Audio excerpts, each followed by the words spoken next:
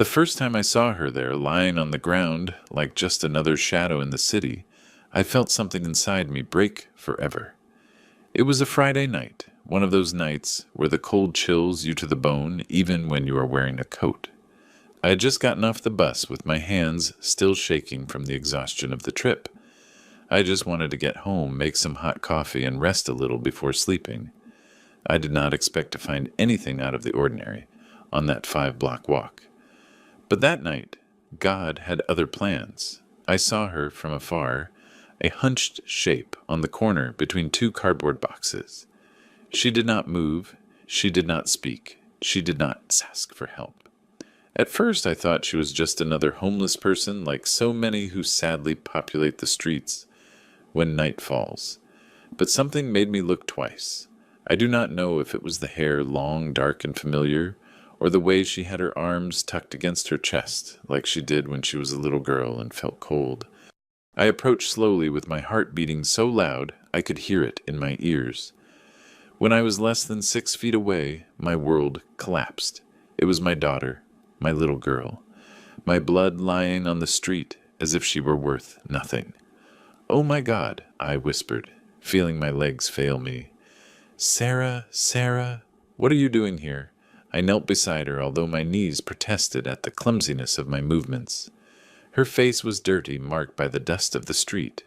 Her skin was cold, her lips cracked. Her clothes were worn out and torn in several places. One sneaker did not belong to her. It looked too big. The other was barely a piece of sole held together by 2 threads. I touched her shoulder carefully. "My love, wake up, please." She opened her eyes slowly as if she struggled to remember where she was. When her gaze focused on me, a mixture of surprise, shame, and relief crossed her features. "Dad," she whispered with a broken voice, "what are you doing here?" I could not speak. My throat closed up in a way I had never felt before. I just took her by the arms and hugged her. She cried against my chest, weak, exhausted, as if she had not done so in years. My hands shook as I stroked her hair, trying to understand how it was possible that my daughter, the same one I had raised with so much love, was sleeping on the street like a stranger abandoned by the world. "Get up, honey," I managed to say at last with a ragged voice. "We are going home right now. You are not staying here 1 second longer." She trembled when she tried to stand up. We had to do it little by little, leaning on me like she did when she was small and was afraid to walk alone on stormy nights. Her body was so light, it worried me. How long had she gone without eating properly? How many nights had she slept like this, exposed to the cold, to the danger, to the indifference of people? "Dad," she said again, almost in a whisper. "He left me with nothing." Her voice broke pronouncing that sentence, and I understood everything. I did not need to hear more to know who she was referring to. Her husband.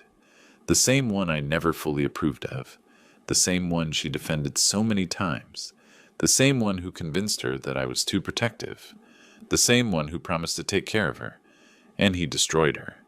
But it was not the time for questions. It was not the time for guilt. It was the time to take her home and protect her. I helped her walk the few blocks to my house. Every step seemed to weigh a ton. She cried in silence. I did too, although I did not let her see me. When we entered, I wrapped her in a warm blanket and sat her on the sofa. I made her hot soup, the same recipe I always made her when she was sick as a child. She barely had a few spoonfuls before falling asleep, defeated by exhaustion. I stayed watching her for a long time. My daughter, the same one who once dreamed of building a family, was there sunken, broken, stripped of everything by the man who swore to love her. And then rage invaded me, a dense, deep rage like a fire growing in my chest, but also a pain that made me tremble. While I watched her sleep, I understood that I could not stay still. Not this time. Not after seeing what I saw. I had to do something. I had to confront that man. I had to take back what he had taken from her. While I made a cup of tea to stay awake, my mind began to weave a plan. A plan that had nothing to do with violence, but with dignity, with justice, with fatherly love, with everything he never had for her. And while the clock struck 3 in the morning, I took my phone and looked up the address of the new apartment where he lived with his mistress. There, in an elegant building surrounded by luxuries that did not belong to him, slept peacefully the man who had left my daughter sleeping on the street. But before we continue, I would like to know if you subscribe to the channel, William's Revenge Stories, and if you liked the video. This helps me see that you support me and enjoy my stories.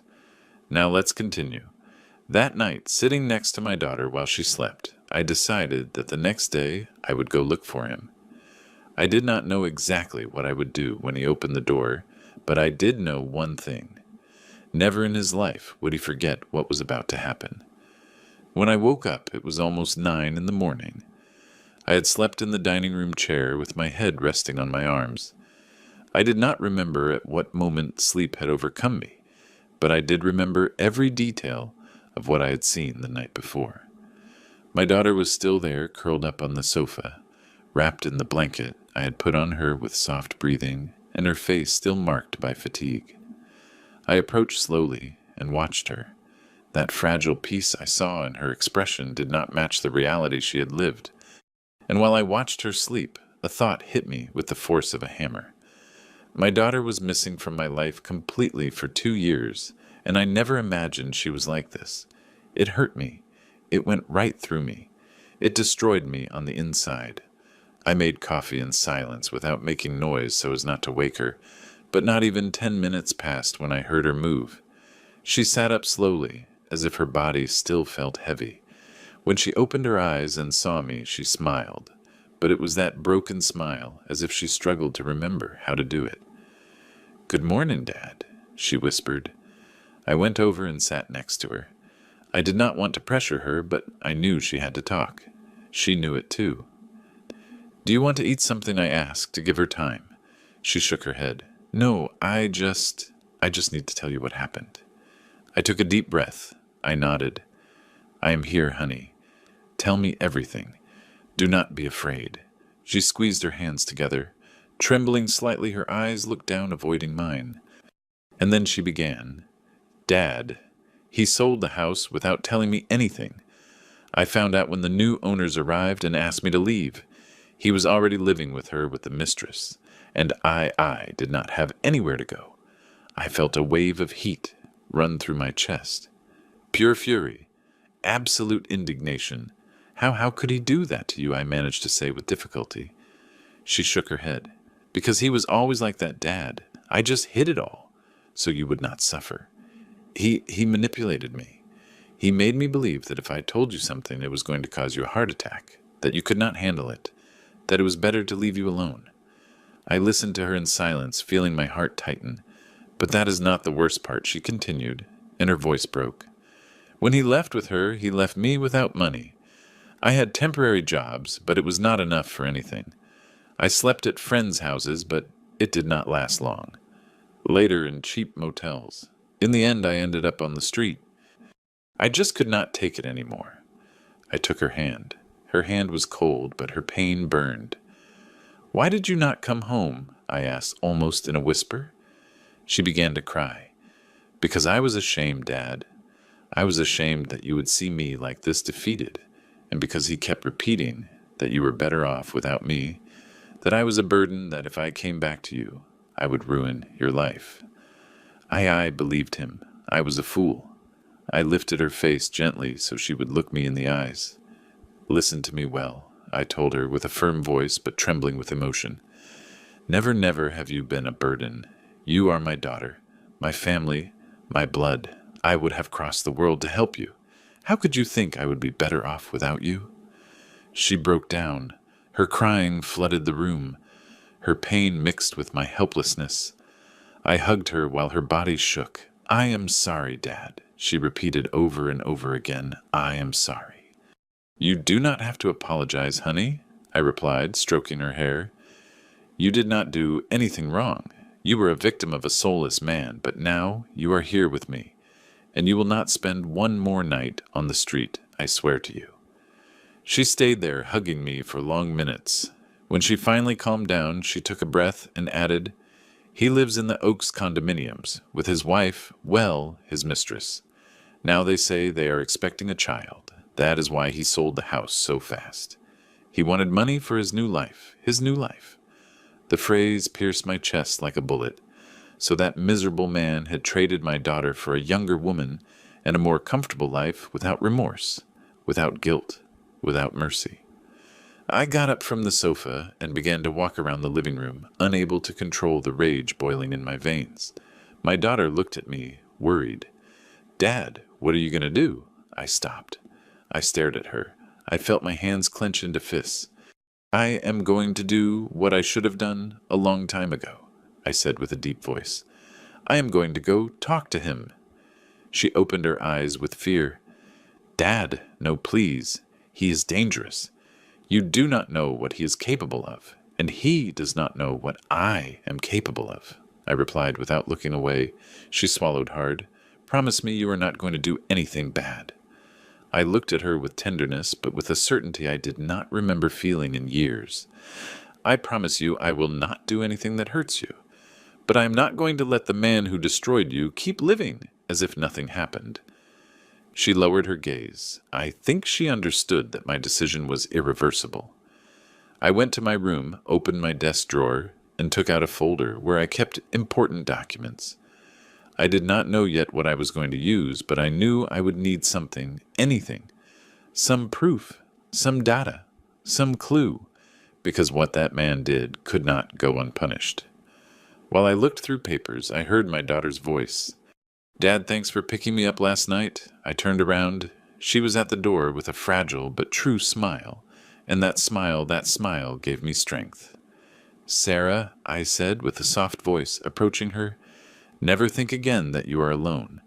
I hugged her one more time, and that morning, while the sun was just beginning to peek through the window, I knew with certainty that the next day I would be looking into the eyes of the man who destroyed her life, and that he would never forget what was about to happen. I slept little that night, actually almost nothing. Every time I closed my eyes, I saw my daughter's face, dirty, tired, defeated, and then I saw the face of that man she had called husband for so many years, a man who used her, cheated on her, and abandoned her without any remorse. I got up before the sun fully came up. I made coffee. I put on a thick jacket and sat at the kitchen table, looking at the folder of documents I had taken out the night before. I still did not know what I was looking for, but something inside me told me that there were pieces of a puzzle there that I had not wanted to see in the past. While I reviewed old receipts, contracts, and a copy of my daughter's marriage certificate, I heard her soft steps behind me. She approached with an expression that mixed shame and relief. "Good morning, Dad," she murmured. "Good morning, honey. Could you rest?" She nodded, although her eyes said something else. "I slept better than in years," she confessed, and that pierced my soul. I poured her a cup of hot coffee, and we sat face to face. The morning light entered through the window and illuminated her face. It was like seeing a reflection of the little girl I once carried on my shoulders to take to the park, the same one who asked me for stories before sleeping. The same one who promised to call me every day when she went to live with her husband. But life had been cruel to her, too cruel. "Sarah," I said with a firm voice, "I need you to tell me everything you remember, everything, even what you think does not matter." She bit her lower lip, hesitating. Then she took a deep breath and nodded. "Okay, Dad, I will tell you everything." She settled in the chair as if preparing to open a box full of painful memories. He started to change long before leaving with her. She began, "At first I thought he was stressed about work, but no, he already had a relationship with that woman. I was the fool who did not want to see it." "You are not a fool," I interrupted gently. She continued ignoring my comment. "One day he arrived furious and told me that the house had to be put in his name. He yelled at me, he insulted me, and I accepted. I still do not know why I did it. Maybe I was tired, or maybe I was afraid of being alone. I clenched my fists on the table. "And when did he sell the house?" "A month later," she replied, lowering her gaze. "He told me the sale was for a project." "But I did not see a single cent. When I asked him, he yelled at me that it was none of my business. Then he disappeared for 2 days, and when he returned, he was already planning to leave with her. My breathing became heavy, and no one helped you. No lawyer, no friend. He convinced me that if I reported him, he could say that I was mentally unstable and that I would lose any right. He even said he could take away my last name. He terrified me. Dad, I felt something I could not describe. It was not just rage. It was an ancient, deep, almost primitive pain, as if the injustice committed against my daughter had been nailed into my own skin. I got up from the chair without wanting to, driven by the need to walk. She looked at me worried. Dad, what are you thinking?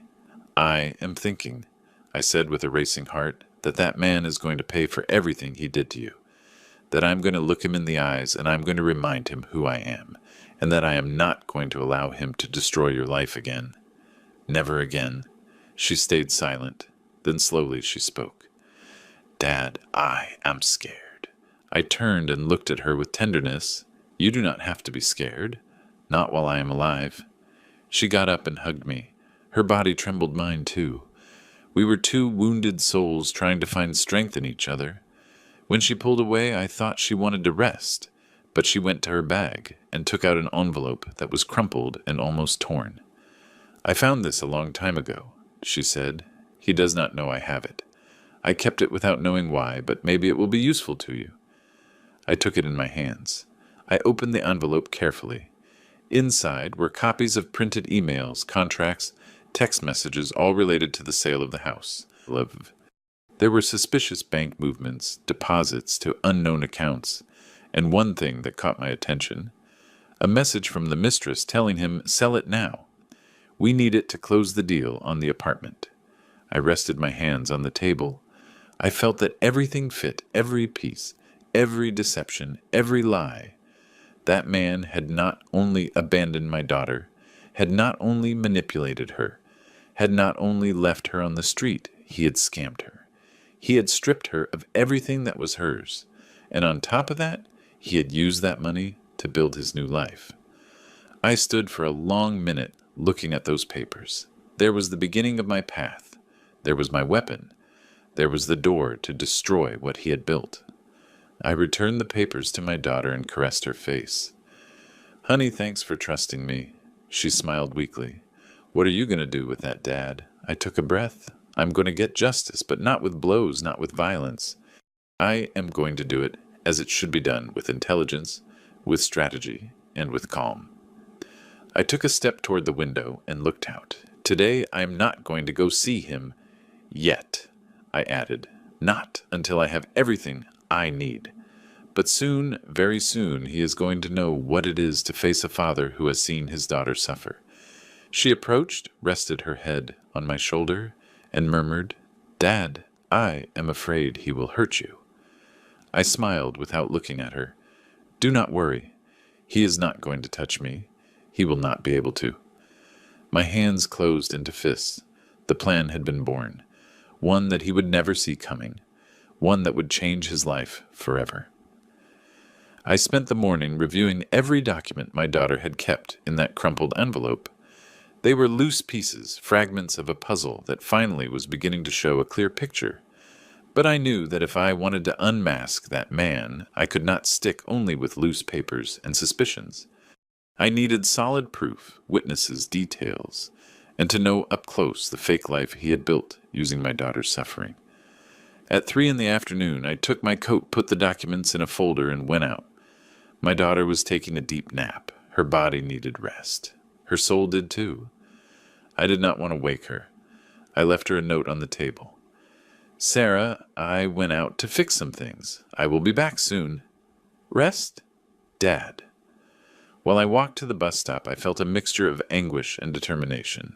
I did not know exactly what I was going to find at the Oaks condominiums, but I did know that I would not return home until I had enough information to take the next step. The ride was long.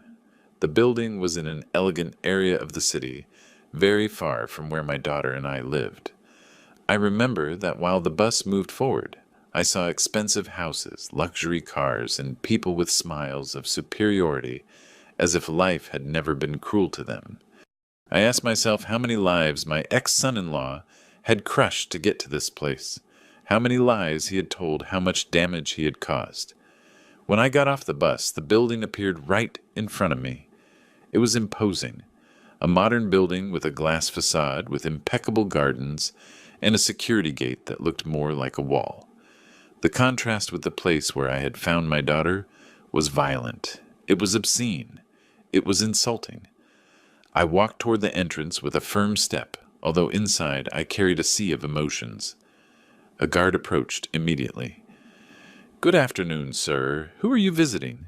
he asked with a polite but distant tone. "I am here to see Alex," I replied, using my ex-son-in-law's name, feeling how my voice acquired an edge I did not know it had. The guard checked a list on a tablet. "Your name?" I gave him my full name. I waited. The guard frowned. "You are not registered for any visit. Of course not."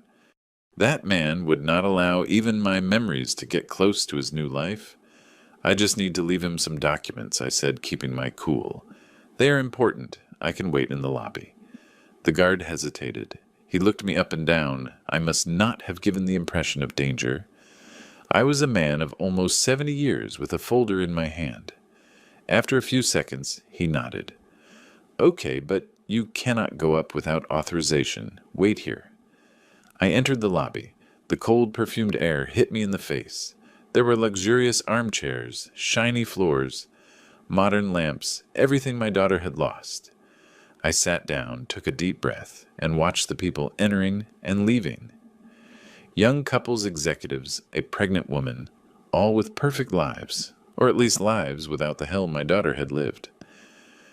15 minutes later, I heard a familiar voice. It was not my ex-son-in-law's. It was a woman's voice. "Are you Sarah's father?" I turned around. It was a neighbor. I knew it instantly. She was carrying a bag with groceries, wearing elegant clothes, and had that expression of someone who knows too much, but does not know if she should speak. "Yes," I replied, standing up. "I am her father." She looked to the sides as if fearing someone would hear. I saw her a long time ago, before she lowered her voice, before he left her. Your daughter came here a lot crying. He yelled at her in front of everyone. Once he pushed her in the hallway. My heart stopped. "He pushed her?" I asked, feeling a wave of fury. "Yes," she said with a frown. "I reported it to the administration, but he said she just tripped. And since he is friends with the supervisor, well, you know how this works."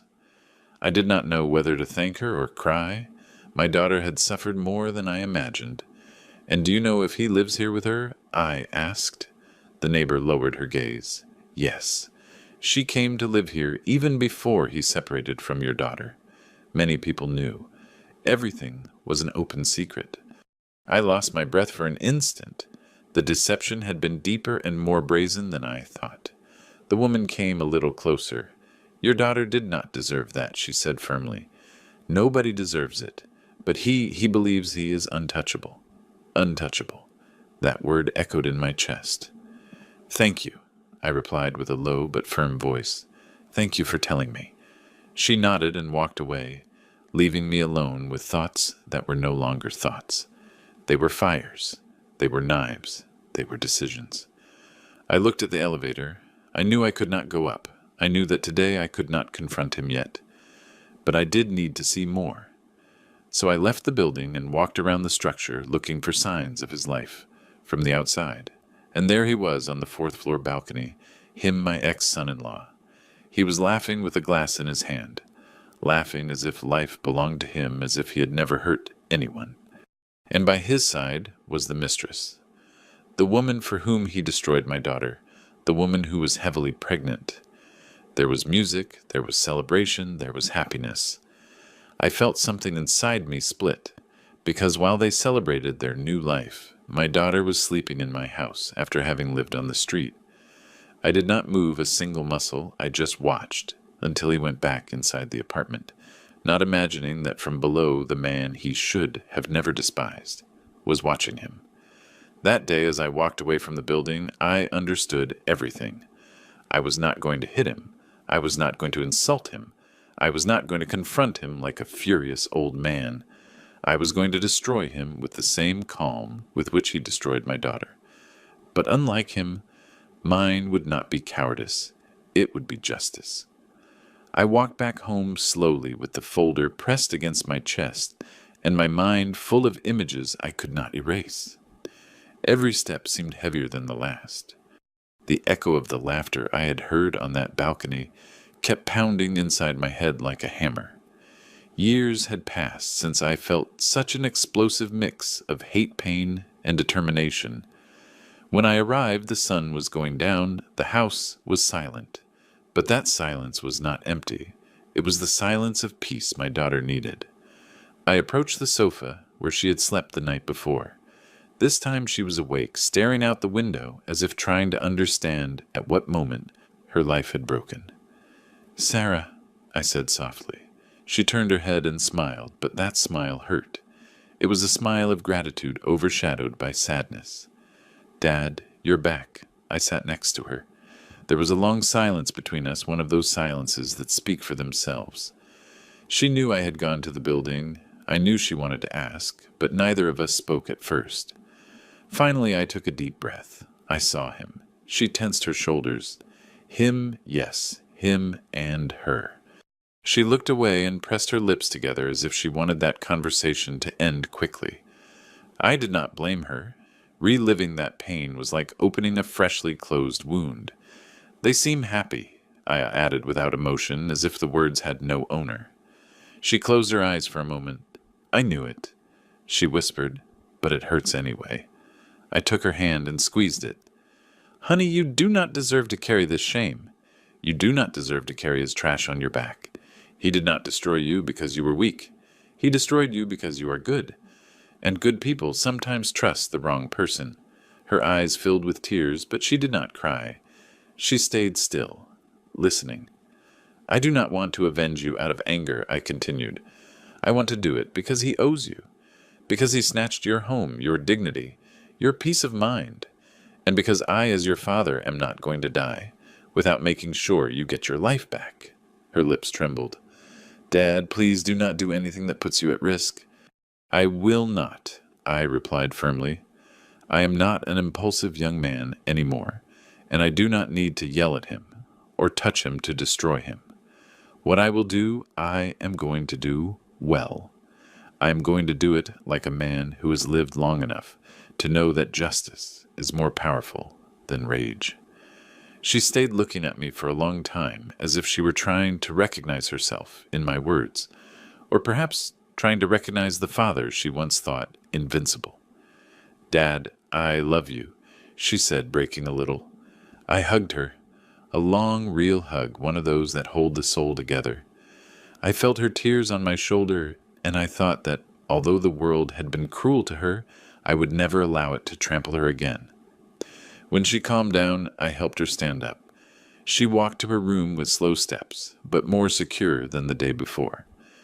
I stayed alone in the living room. I looked at the folder on the table, the documents, the messages, the proof of the betrayal. And there in that heavy silence, I felt the clarity I had been waiting for since the moment I found her sleeping on the street. It was no longer just pain. It was no longer just rage. It was a purpose so solid it seemed part of my own body. I approached the window. Night had already fallen. The streetlights illuminated the solitude of my home. I thought about my daughter sleeping safe under a roof again. I thought about the man who had destroyed her and who now lived like a king. I thought about the woman accompanying him about her pregnancy, about the perfect life they had built on lies. And without realizing it, I spoke in a low voice.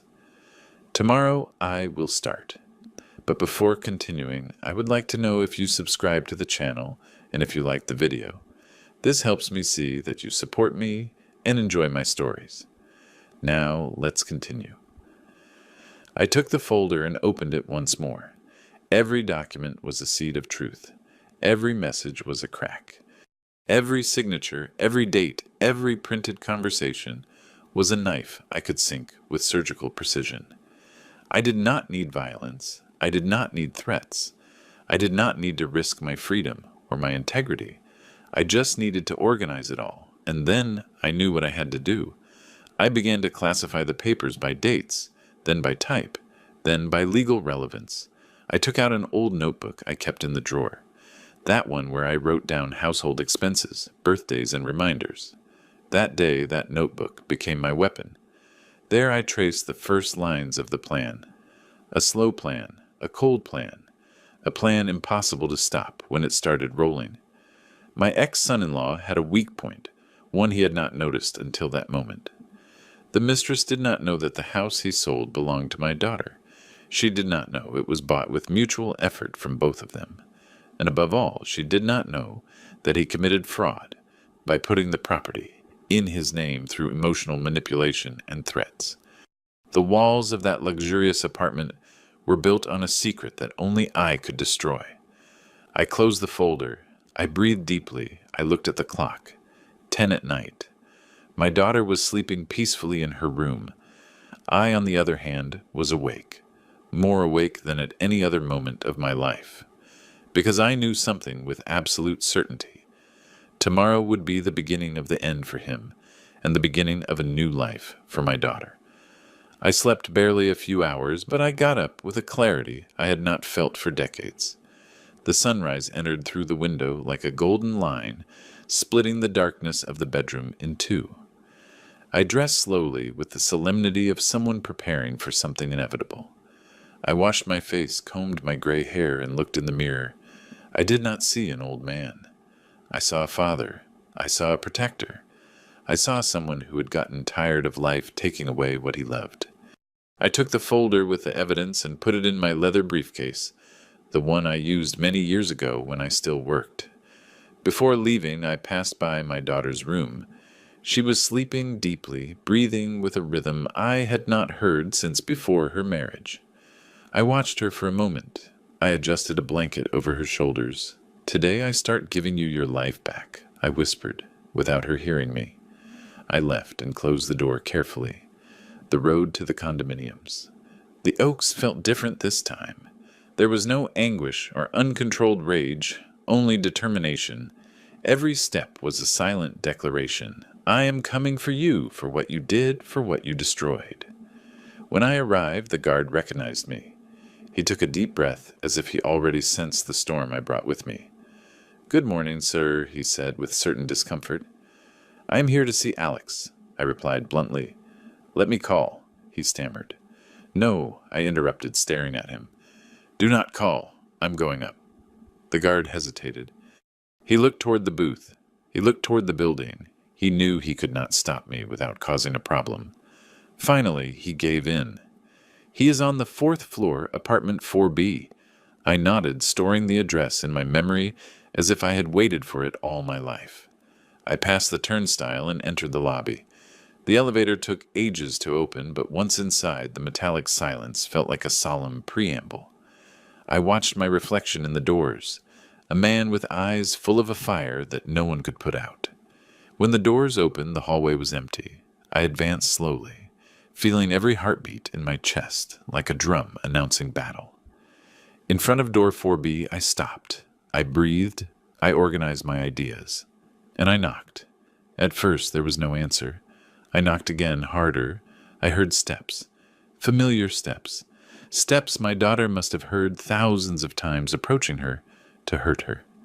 The door opened slowly, and there he was.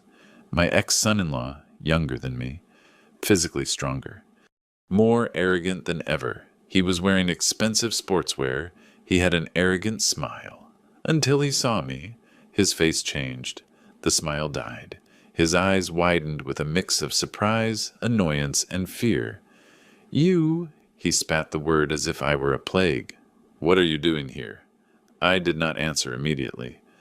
I watched him carefully without rushing. He got uncomfortable. "You have no business in my house," he added, trying to recover his tone of superiority.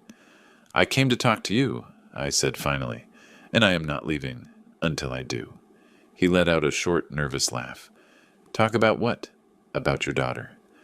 "She brought what happened on herself. I am not going to be responsible for a useless woman incapable of supporting herself. There I felt it." My stomach turned. My blood boiled, but I did not raise my voice. I did not move forward. I did not touch him. I just took a deep breath. "I am going to repeat this only once," I said, with icy calm. "Speak about my daughter with respect, or it will be worse for you." He frowned. "Worse? Are you threatening me, old man?" "No," I replied, locking eyes with him. "A threat is saying something that might happen. I do not work with might. I work with facts." He laughed again, now louder. "And what are you going to do? Hit me? Call the police? Tell the world your daughter is a failure?" That was the exact moment I understood why my daughter had broken, why she had fallen so low, why she had been afraid to come home. That man had no soul. "Let me in," I ordered. "No." "Then I will speak here," I replied, lifting the briefcase a little. His eyes locked on it. The fear returned. "What do you have in there?" "What should worry you?" I replied. "Proof documents, messages, illicit transactions, conversations with your mistress before you left my daughter, and most interesting proof that you committed fraud with the sale of the house, a property that legally should have never been in your name." He paled. I saw him swallow hard. I saw him wobble for a second. "You do not know what you are talking about," he stammered, taking a step back. "No," I smiled slightly. "I know everything, and what I do not know, I will find out. Today I came to warn you. Tomorrow I will not warn anything." He was breathing fast. He looked inside the apartment nervously. Someone was moving in the kitchen. The mistress. Then I knew he did not want her to hear. "Listen well," I said, leaning just a little towards him. "My daughter slept on the street, alone, hungry, broken, while you were here playing rich. That is over. You cannot prove anything," he tried to reply, but his voice was shaking. "Today I am not coming to prove it. Today I am coming to tell you.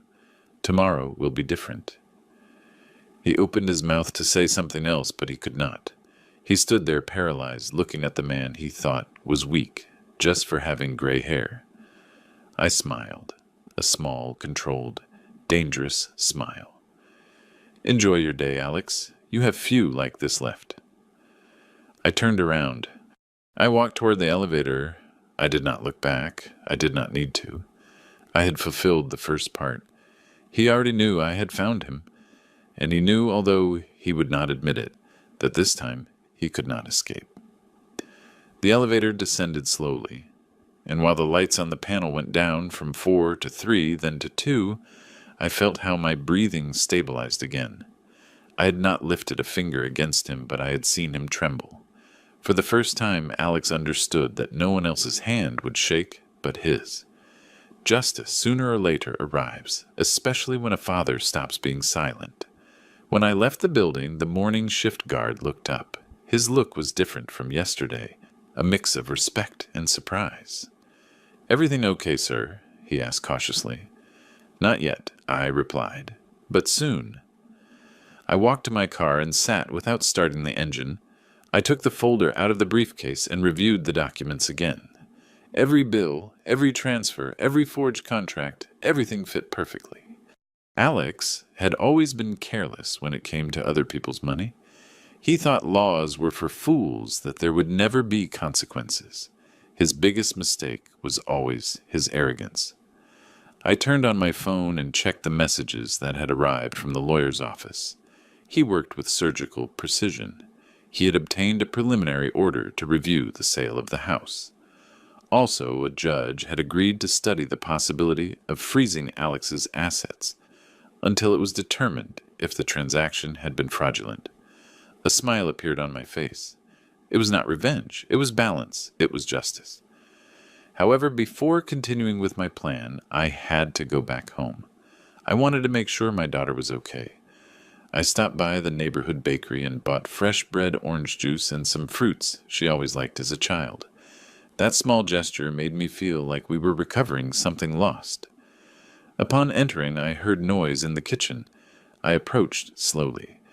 There she was, with her back turned, making coffee. When she turned around and saw me, her face lit up. "Dad, I thought you were still sleeping, she said with a shy smile. I went out early. There were things to resolve, I replied, leaving the bag on the table. She came over to hug me. Her skin smelled of soap, and her hug trembled, but it was sincere. That fragility broke my soul. No one should do that to another human being, much less to the person with whom they said forever at an altar. Did you sleep well? I asked, breaking the silence. Much better than in years, she replied, looking at the cup in her hands. Dad, I do not know how to thank you. You do not need to thank me for anything. I am your father. I am here to hold you when the world falls apart.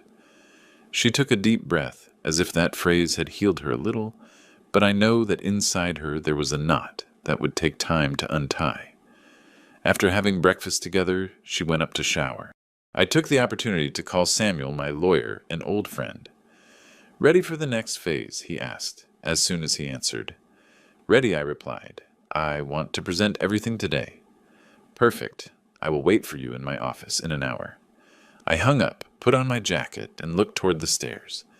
I'm going out for a moment, I told my daughter. I will be back in a short time. She nodded without asking anything. She knew I was pulling invisible strings for her, and she trusted. I left the house with a firm heart. There was no turning back. Samuel's office was downtown, in an old but well-preserved building. When I arrived, he already had everything ready on the table. Folders, recordings, neighbor statements, certified copies of documents. Michael, what you have here, Samuel said, adjusting his glasses, is enough to sink him legally. Not only for the fraudulent sale, also for financial abandonment threats, and the history of manipulation we can prove with witnesses. I do not want to ruin his life for sport, I replied. I want him to pay for what he did, and I want my daughter to get back what is hers. Samuel nodded. Then we are on the right path. I signed several documents. Every signature was like taking another brick away from the castle of lies where Alex lived. When we finished, Samuel leaned back in his chair. Do you want us to notify him today? He asked. Not yet, I replied. Before that, I must do something else. Samuel raised an eyebrow. Something legal. As legal as breathing, he smiled. He knew I was a man of principles, but he also knew there were limits that once crossed by others demanded forceful answers. Back in my car, I thought about the inevitable. Sooner or later, my daughter would have to face her past face to face. But before that, it was Alex who had to feel the ground crumbling under his feet. I returned to the Oaks condominiums. The guard looked at me surprised. Here again, sir, relax, I said. I am not coming to talk to him. Oh, okay, he replied with relief. I arrived at the underground parking. I knew which car was his. A black sedan he showed off as if it were a throne on wheels. I approached and took something out of the briefcase, a laminated sheet that could not be ignored. It was a copy of the legal complaint with the court's date and stamp. Not the original, but enough to give him a nervous breakdown. I placed it carefully on the windshield under the wiper. Then I stepped back a few steps and watched the car from afar. No one else noticed, but I did. That paper was the beginning of the end. When I got on the elevator to return to the surface, my phone rang. The name on the screen froze me. Alex, I answered without saying anything. Old man, he said with a broken voice. What did you do? What is that paper on my car? Why are you messing with my life again? I smiled, but it was a sad, tired smile. Why did you mess with my daughter? I replied. You cannot do this to me, Michael. You cannot. His breathing was agitated, as if he were on the verge of a panic attack. Let's talk. Please. We already talked today, I replied calmly. Wait. Do not hang up. But I hung up. The elevator opened its doors. I went outside. I breathed the fresh afternoon air. My war was not of blows. It was of truths, and he had just received the first one. That afternoon, after hanging up the phone, I stayed a few seconds looking at the black screen. It was strange. For years, Alex had believed himself invincible, unreachable, untouchable. And now, with just a paper under his car's windshield, his voice broke like that of a scared child. I put the phone in my pocket and began to walk toward the exit of the condominium. It was time to return to my daughter, but it was also time to prepare the next move. The paper on his car was not a threat. It was a warning, a small glimpse of the abyss opening under his feet. As I walked away, I heard hurried steps behind me. I turned my head, and there he was, Alex, breathing with difficulty, as if he had run several floors down the stairs to catch me. He was sweating, shaking, and his arrogance, the one that had fed him so much, was nowhere to be found. "Michael, wait," he said, raising a hand. I stopped not for him, but for what that moment represented. For the first time in his life, he was the one chasing another. "What do you want?" I asked with a neutral voice. "Can we talk between men, between adults?" He stammered, swallowing saliva. "We already talked today," I repeated without moving. "Not like this, not with that paper." "What is that?" "What kind of lie are you inventing?" I took out the briefcase and, without opening it, completely let him see the edge of the documents inside. "Nothing you did not cause yourself." Alex stepped back.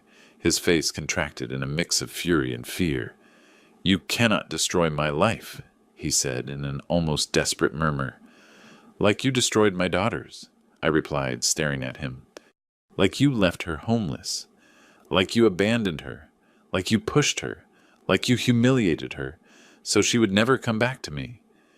Is that what you want us to forget?" He opened his mouth but had no answer because the truth cornered him more than any blow. "That is in the past," he tried to say, recovering a little air. "We have to look forward. You looked forward when you sold what was hers," I replied, taking a step toward him. "Now it will be your turn to look back at everything you did, and this time you will not be able to hide." He tensed. "Michael, I have a life now, a son on the way. I do not want problems. I did not want them either," I answered coldly. "But you created them, and the difference between you and me is that I take responsibility for what I do."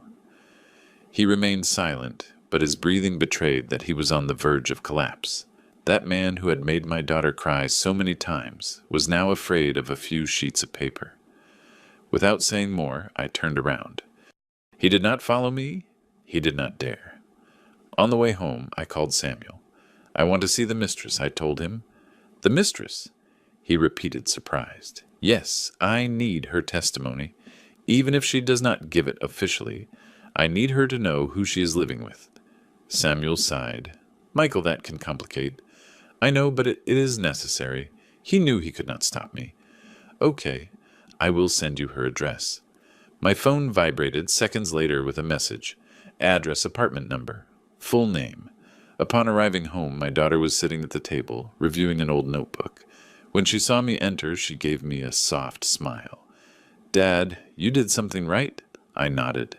The first step. She did not ask more. She did not want details. Maybe she was afraid to hear the truth. Or maybe she trusted me more than any explanation. We ate together, a simple meal but full of something we had not felt in a long time. Hope.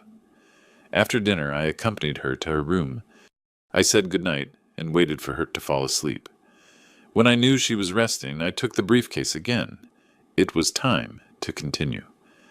The mistress's address was in another elegant neighborhood, a smaller building but equally expensive. I arrived near 9 at night. The doorman stopped me. "Who are you looking for?" "Ashley, Ashley?" I replied, using her first name. He checked a list. "Who are you?" "An old acquaintance." I did not lie. I had seen her next to Alex more times than I would have liked to remember. The doorman hesitated a moment. Then he called the apartment. He spoke in a low voice. He hung up. "You can go up," he said finally. When I reached the apartment door, I heard a female voice on the other side. "Who is it I am, Michael?" I replied. "Sarah's father." There was a silence, long, tense, deep. The door opened a few inches. Ashley was there with her hair tied back, swollen eyes, and an elegant robe. Her rounded belly showed her advanced pregnancy. "Come in," she said finally, opening the door completely. I entered without taking off my jacket. Ashley sat on the sofa, with a hand resting on her belly. I know why you came, she said without looking at me directly. Oh, really? I replied. Alex called me. He is scared. I sat in front of her. He should be, I replied calmly.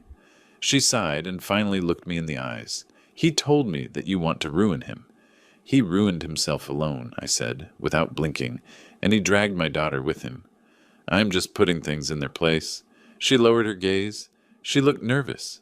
She looked tired, and for the first time she looked lost. Michael, she said, in a low voice, I did not know that he had left Sarah on the street. He told me that she abandoned him, that she was crazy, that she was violent, that she deserved nothing. And you believed him? I asked, leaning forward. Her eyes filled with tears. Yes, she admitted, trembling. And now, I do not know what to believe. I took the folder out of the briefcase. I put it in front of her. Believe in this, I told her. She opened the folder, looked at the documents, read the messages, the dates, the proof. Her face changed with every sheet. Her breathing accelerated. Her hands shook so much she almost dropped the papers. My God, she whispered. Ashley, I said softly, I did not come to ask you for anything. I just came to show you the truth. What you decide to do later is up to you. She looked at me with red eyes. He told me that you were violent, that your daughter left because you were a bad father. Did he tell you that? I asked with a bitter smile. Yes. Then you already know who Alex is, I replied, standing up. A man who always needs a monster to justify his mistakes. She broke down crying. She cried as if her world had collapsed. And in silence I knew I had achieved something deeper than any legal blow. I had broken the only emotional refuge Alex had. When I left the apartment, I took a deep breath. The night air was cold but liberating. Alex did not know it yet, but what I did that day would be impossible to reverse. The next morning when I woke up, the house was silent. The sun entered through the dining room window, illuminating the table where my daughter used to sit and write in a notebook that was already worn by so many tears. I made myself a coffee and stayed a moment watching her bedroom door. She was still sleeping.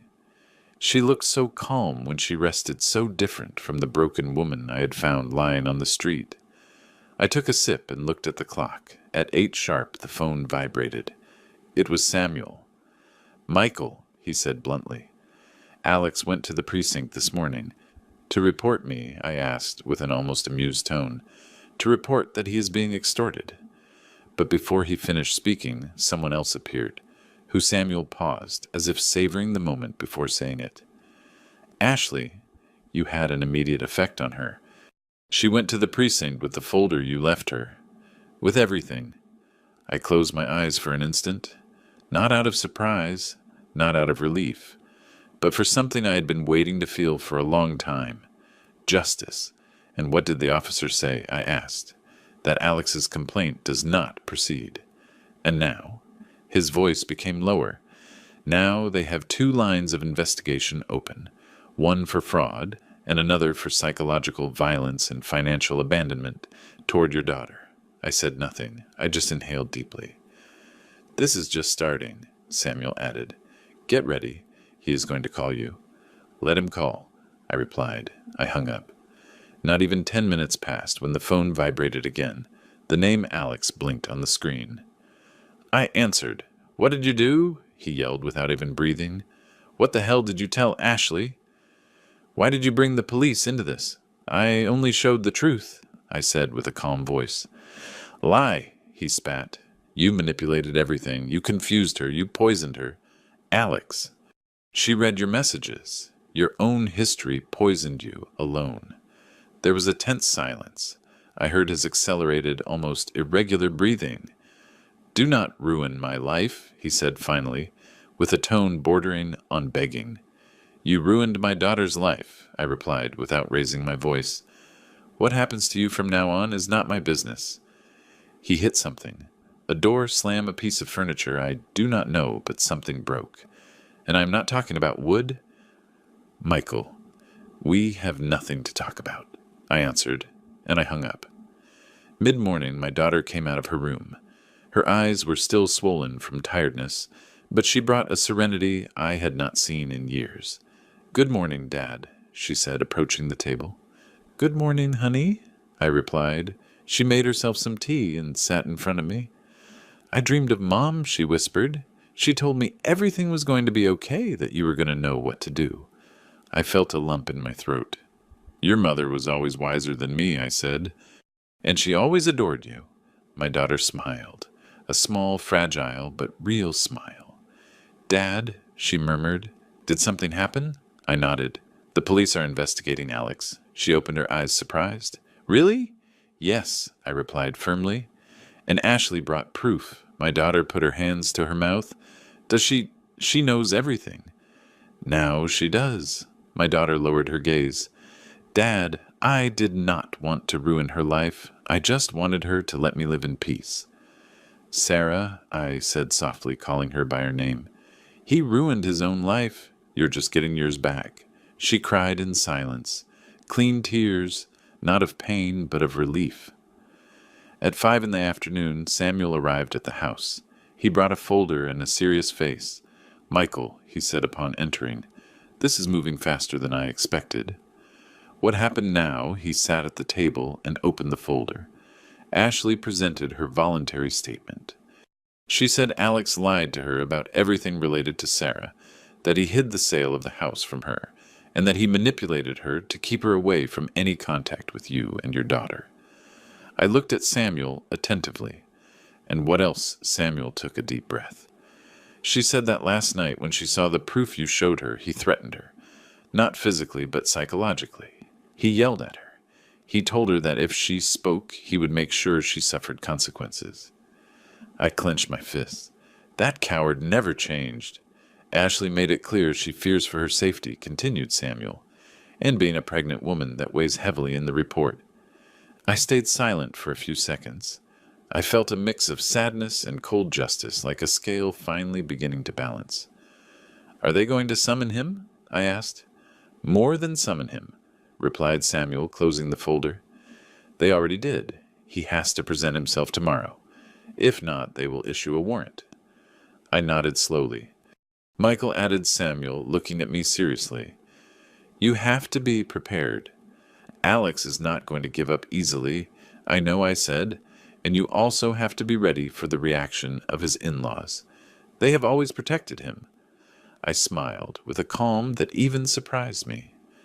"They do not know what I know." Samuel held my gaze. He did not ask more. He knew my silence meant the end was near. That night my daughter and I had dinner together. The food tasted different, not because there was something special on the table, but because there was peace, something I had not felt for a long time. While we drank coffee, she asked, "Dad, what is going to happen when Alex faces all that?" "Whatever has to happen," I replied. She nodded, but then added, "And you? Are you going to be okay?" I looked at her with tenderness. "Honey, I started this for you, and I will finish it for you." She got up, went around the table, and hugged me tight. It was eternal seconds, of those one keeps forever. "Thanks, Dad," she whispered. "Do not thank me," I replied. "I am just doing what any father should do." When she went to sleep, I remained sitting, looking at the window with the streetlights reflecting on the glass. Tomorrow would be an important day, one Alex could not avoid, one that would change the course of everything. And while the clock advanced, I knew what was coming would be definitive. I woke up before the alarm rang, not because I was anxious, but because I knew I could not receive this day asleep. I got up, slowly made coffee, and stayed a long while watching the steam rise from the cup. It was curious how, after a whole life of working, raising children, losing my wife, and facing so many storms just today, my heart beat with a strange calm, a calm that only appears when one knows the truth is finally about to win. The house was silent. My daughter was still sleeping. Despite all the suffering in the last few nights, she had finally managed to rest. Her breathing from the hallway sounded serene. That more than anything else gave me strength to keep going. At 8:30, sharp Samuel arrived. He did not knock in a hurry, but with that firm and secure knock, as always. "Ready?" he asked upon entering, more than ever. Samuel brought 2 folders, his briefcase, and the serious gesture of a man who knows hard endings and also just ones. "Today Alex must present himself at the precinct," he said while pouring himself a coffee. "And believe me, it is not going to be a simple encounter." I nodded. "And Ashley?" I asked. "She has been there since early," he replied, "and she is not alone. Her mother is accompanying her." That surprised me. The mother Samuel smiled barely. "It seems last night Ashley talked to her, and she told everything she had lived. What he told her, what you showed her, what he had done with your daughter." The image hit me hard. A pregnant woman, young, trembling, confessing she had been living with a manipulative man without realizing it, and her mother holding her, listening to a story no mother would want to hear. "She wants to testify too," added Samuel. "She claims that months ago she saw signs but did not know how to interpret them." I let out a long sigh. "Then today everything will be known," I said. Samuel denied softly. "A part. But it will be enough for Alex to stop pretending to be a respectable man." At 10 we left for the precinct. The place was busier than usual. There were voices, whispers, people entering and leaving, and there, sitting with her gaze down, was Ashley. I had not seen her since that night. Her hands rested on her belly, and it was clear she had cried recently. I approached slowly. "Ashley," I greeted with a warm tone. She looked up. Her eyes were red, but in her expression there was something more than sadness. There was decision. "Mr. Michael," she whispered, "thank you." "Thank you for opening my eyes," I denied softly. "Do not thank me. You opened your eyes alone. I showed you a mirror." She pressed her lips together and nodded. "My mom is inside," she said. "She is talking to the officers." "Good," I replied. "It is important." At that moment, the precinct door opened suddenly. Alex appeared. He was dressed well, as always, but his appearance was far from his usual arrogance. He had a wrinkled shirt, messy hair, and agitated breathing. But the most shocking thing was his look, a mix of fear, rage, and desperation. When he saw Ashley, his face tensed. When he saw me, he lost color. "You," he spat between his teeth. "So you did it. You turned everyone against me." "No, Alex," I told him calmly. "You did it alone." Ashley stepped back when he approached. Instinctively, I put myself in front of her. "Alex," I warned him, "not one more step." He looked at me with a hatred I had never seen in anyone. "You destroyed my life," he said. I tilted my head a little. "No. I just stopped allowing you to destroy my daughters." Samuel took a step forward. "Alex, it is time. Go inside." He stayed still as if his body refused to move. "I am not going to declare anything he said." "Perfect," replied Samuel. "We will do it without you." That "we will do it without you" hit him more than any insult. Inside, the scene was different. Ordered, cold, official. Statements were taken one by one. First, Ashley spoke. I heard her from behind the glass. Her voice was soft but firm. She told everything. The yelling, the lies, the manipulations. The nights Alex made her feel responsible for everything he did. She spoke about the sale of my daughter's house, about how he had deceived her, telling her Sarah did not want to fight for anything. And finally she spoke about fear. That was what impacted the most. The officer looked at her with empathy and wrote down every word. Then her mother spoke. Her statement was forceful. "My daughter changed since she is with him." I thought it was the pregnancy, but no, it was him. The officer finished the note with a serious expression. Alex was called next. The room became so silent, the typing of a computer could be heard at the other end. I was waiting in the hallway when suddenly the door opened and he came out furious. "They invented everything," he yelled. "Everything. It is a lie. She is manipulated by this old man." He pointed at Samuel, then at me, then at Ashley. "You two ruined my family." Alex said Samuel, with forced calm family, is not ruined by showing the truth. It is ruined by hiding it. Alex trembled from head to toe. I do not plan to lose everything for an exaggeration, he growled. You already lost it, I said softly. His jaw clenched. I saw something in his eyes I'd never seen before, the certainty that there was no way out. Hours later, we returned home. My daughter was making soup. She rushed toward me. How did it go? She asked. I looked at her, took a deep breath, and placed my hands on her shoulders. It is over, honey. He is cornered. He cannot hurt you any more. She stayed motionless. Then she began to cry, but it was a different cry, as if her body expelled years of retained pain. I hugged her. I felt her head tremble on my chest. Dad, why did it take me so long to leave him? She asked between sobs. Because you believed in love, I said. And that is not a mistake. She separated a little and looked at me with red eyes. Do you think I will be able to start over? I stroked her hair. You will. You are not alone. You will never be again. That night while she slept, I received a message. It was Samuel. Michael. A restraining order was just issued against Alex. Also, they will start the formal investigation process. Tomorrow I will tell you more. I read it several times. I felt immense relief. Not because I wanted to see him sunk, but because for the first time in years, my daughter could lift her head without fear. I poured myself a whiskey. I sat in the armchair and sighed, long, deep, liberating. Suddenly my phone vibrated again. It was an unknown number. I answered. Silence. Then a broken voice. Michael. It was Alex. I do not want problems, he said. I just want to talk to you. Man to man. Just that. I remained quiet. I am destroyed, he continued. I lost Ashley. My family does not want to see me. And now facing the law, I do not know what to do. I did not answer. I know you. His voice broke. You are right. I was a monster. That did surprise me. Michael, he swallowed saliva. I just want to ask for forgiveness. I do not know if it helps. I do not know if it changes anything. But I had to say it. I took a deep breath. Alex, I said with a firm voice, it is not me who has to forgive you. There was a long silence. I know he whispered and hung up. When I left the phone aside, I stayed looking at the wall. I did not feel satisfaction. I did not feel revenge. I just felt the circle had closed.